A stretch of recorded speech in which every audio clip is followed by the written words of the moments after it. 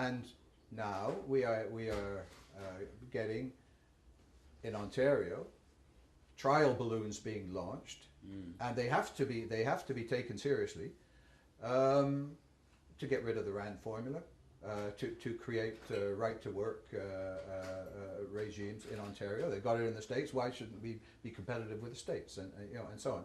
And these things will come if there isn't a concerted fight back against them. And in the public sector, we've seen fully fledged attack on the right to strike and the right to collectively bargaining. With CUP W Canada and now with the teachers in Ontario.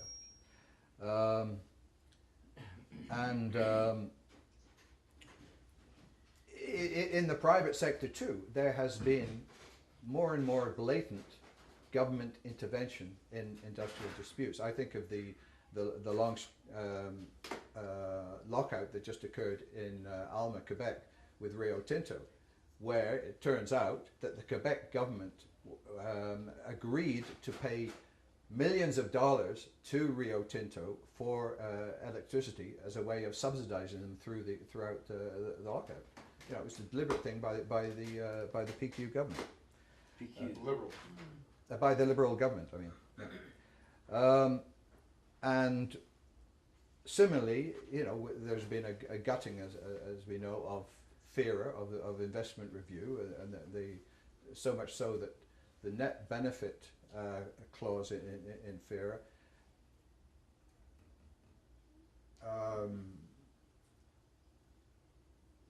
Flaherty, I think it was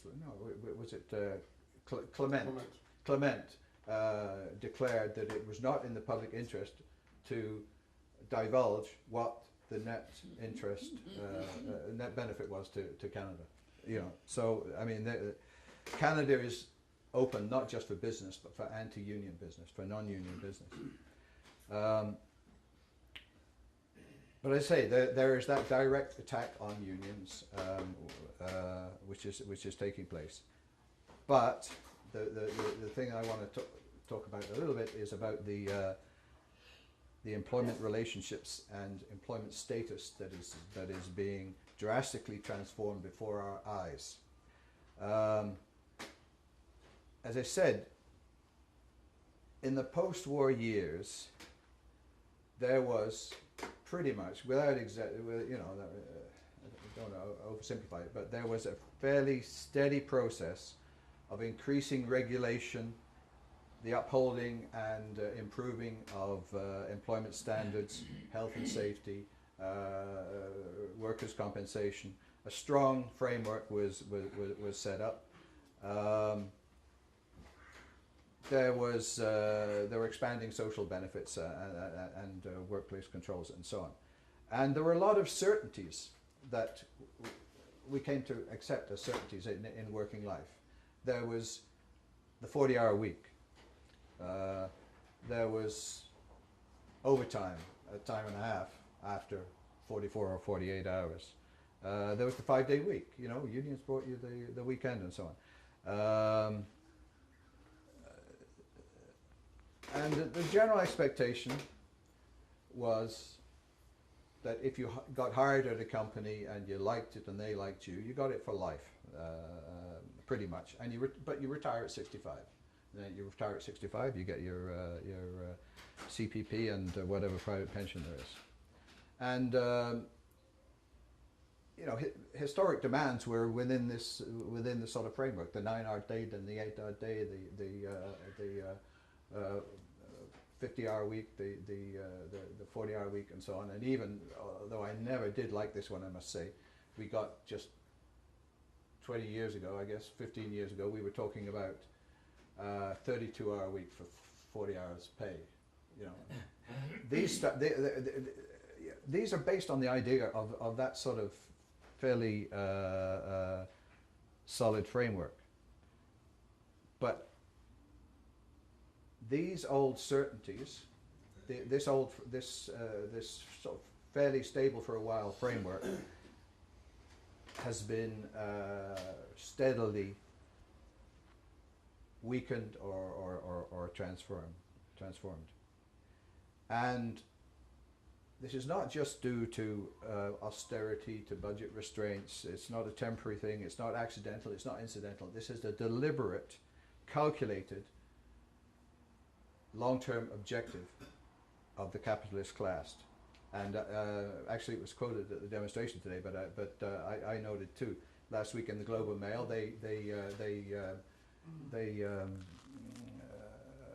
got through an access to information request. They got the minutes or the policy recommendations from the meeting that Flaherty had a year ago in Wakefield, Quebec, with CEOs, big business tycoons and policy wonks and so on. And it's sort of eye-opening about what he was being asked to do, what he was being asked to implement, what they felt were the main tasks that he should be undertaking in the near future. Quite blatant demands. Reduce the pay of Canadian workers across the board. Make them competitive in terms of wages. Limit union power by enacting right-to-work legislation. This is why Hudak and so on are flying these balloons. Expand two-tier healthcare. Raise the retirement age. And open up shipping, Canada's shipping and telecom and airline industries to foreign competition and so on. This is the shopping list. This is where they're going.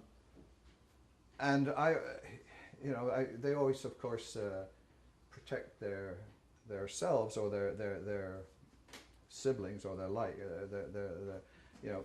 Their memo says that it's the junior public servants who have to be paid less. They said not the higher ranks, but those in the lower ranks, because the lower ranks are out of kilter, whereas the higher ranks are getting paid what they deserve.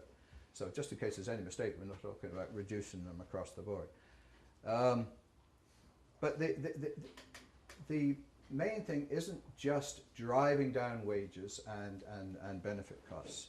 It's the restructuring of employment relationships and employment status.